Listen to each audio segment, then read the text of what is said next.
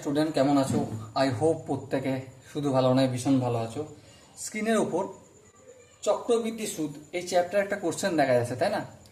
সেই প্রশ্নটা আমরা মন দিয়ে পড়বো, বুঝবো, তারপর অঙ্কটা করব।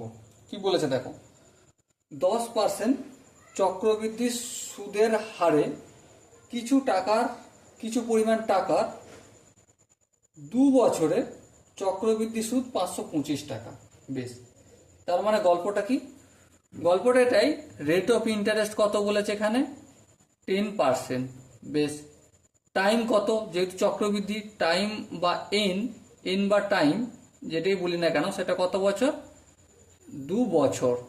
বেশ, আর কি সুদ কত? চক্রবৃদ্ধি সুদ হচ্ছে 525 টাকা। এইটা আমাকে বলে রেখেছে, ঠিক আছে। আর কি ওই টাকার, আচ্ছা এখানে কি প্রিন্সিপাল আমরা জানি না? জানি না। সেই জন্য এক্স আমরা কি করছি, ধরে নিচ্ছি। কি ধরবো? এক্স টাকা, ঠিক আছে। ওই টাকার দ্বিগুণ সময়, মানে টিটা ছিল কত? 2 বছর।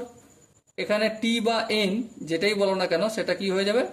4 বছর। ওকে, অর্ধেক সরল সুদ ধার্য হলে, মানে সরল সুদে যে রেট অফ ইন্টারেস্ট এটা কত? 10%। কিন্তু এখানে যখন আসছে তখন কি হয়ে যাচ্ছে? 5% হয়ে যাচ্ছে। তাহলে সরল সুদ কত? তাহলে ইন্টারেস্ট কত? ওকে, চলো করব। কিন্তু করার আগে একটা কাজ করব এখানে। কি কাজ? আমরা স্ববৃদ্ধি মূল সমান কি জানি? এ, মানেটা কি? Principal plus interest. হ্যাঁ ঠিক, এটা জানি। তাহলে এইটা ইউজ করছি আমি। এ ইকুয়াল টু স্ববৃদ্ধি মূল ইকুয়াল টু, সূত্রটা কি? P into 1+r/100। আর পার কি? এন বা টি, যা খুঁজ দিতে পারি, ঠিক আছে। এবার একটা কথা বলো, এখানে কত বছর, এই যে 2 বছরে চক্রবৃদ্ধি সুদ হয়েছে, তার মাঝে 3 মাস অন্তর অন্তর সুদ দিয়েছে না?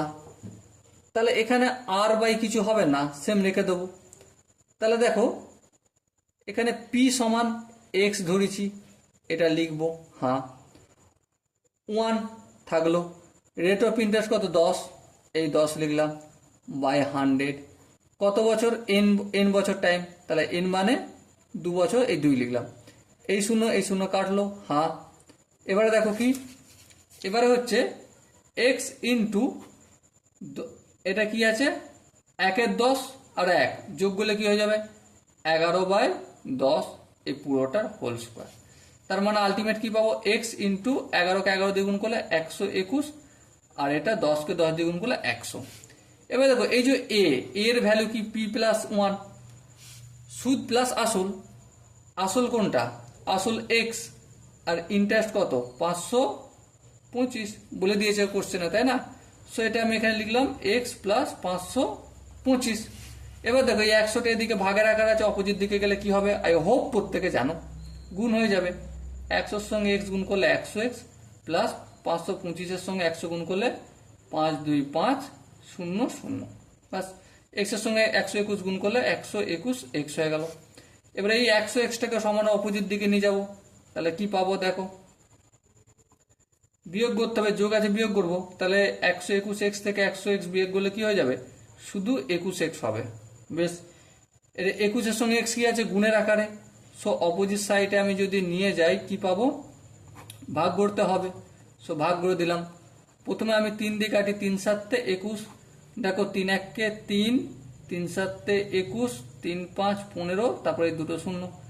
7×1 = 7, এখানে দেখো 7×2 = 14, 5×7 = 35, তারপরে দুটো শূন্য। সো আলটিমেট কি পেলাম? 2500 পেলাম আসল। কত পেলাম? 2500। এবারে কি বলে দিয়েছে গল্পটা? এরপরে বলেছে যে রেট অফ ইন্টারেস্টটা অর্ধেক করে দিচ্ছে, সুদ ধার্য করছে অর্ধেক, বছর ডবল করছে, 2 ছিল 4 করেছে। তাহলে আই কত? সো সরল সুদে, আবার সরল সুদে আই ইকুয়াল টু কি জানি? p/t/100। পি মিনস এই যে বের করেছি আমি এখানে 2500, চলো লিখে দিলাম 2500। রেট অফ ইন্টারেস্ট কত 5, টাইম কত 4/100। এই শূন্য কাটলো, এই শূন্য কাটলো, 25 কে 4 দিয়ে গুণ করলে 100, 100 কে 5 দিয়ে গুণ করলে 500, তাই তো। সো রেট অফ ইন্টারেস্ট কত বের হলো 500। সো মাই ডিয়ার ওয়াটসন, এখানে যে 4টা অপশন আছে তার মধ্যে বি এর অপশনের আনসারটা সঠিক আনসার। ওকে, আই হোপ প্রত্যেকে এই অঙ্কটার প্রতিটা স্টেপ বুঝতে পেরেছো।